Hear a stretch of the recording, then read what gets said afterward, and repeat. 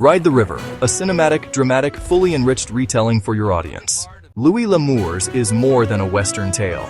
It's a frontier epic wrapped inside the journey of one young woman who refuses to live small. With Echo Sackett, L'Amour crafted one of the most compelling heroines in his entire universe. She is raw courage, quiet intelligence, and mountain-bred resilience woven into one unforgettable character. The mountain girl who challenged the world. Echo Sackett is not the typical Western protagonist. She does not ride out seeking adventure, glory, or war. What pulls her into the wider world is something far simpler. Duty. A distant relative has died, leaving her a mysterious inheritance in Philadelphia. Most families would send a man, or at least travel in a group, but the Sacketts aren't most families. Echo is chosen because she is steady, smart, and unshakably honest. The mountains have shaped her.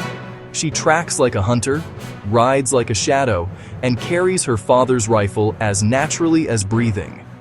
When she leaves her Tennessee home at dawn, she steps into a world far more dangerous than anyone expected.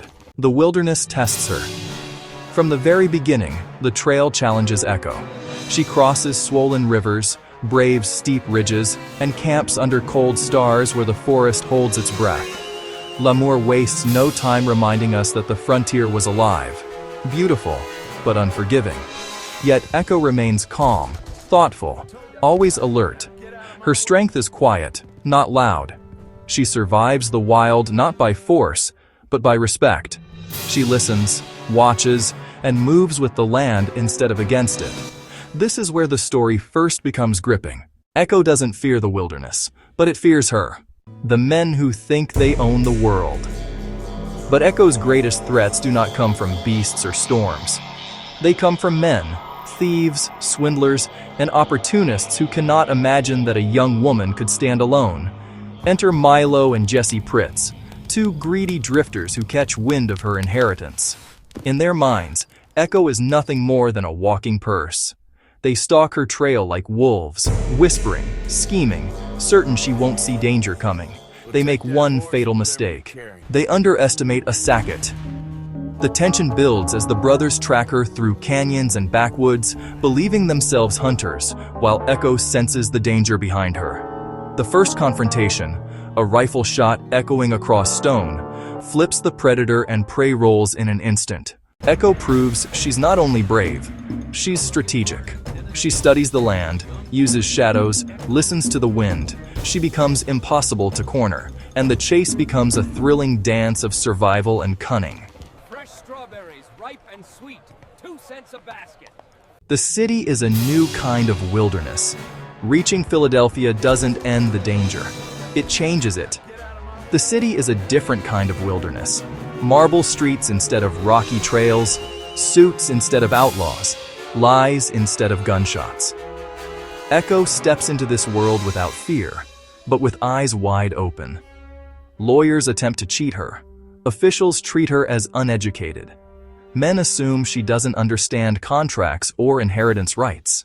What follows is one of the most satisfying moments in any L'Amour novel.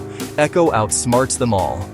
With patience, honesty, and surprising wisdom, she navigates the legal traps and claims what is rightfully hers. Not through violence, not through anger, through character. It's one of L'Amour's favorite themes. True strength needs no loud boast. The ride home, a hero returning.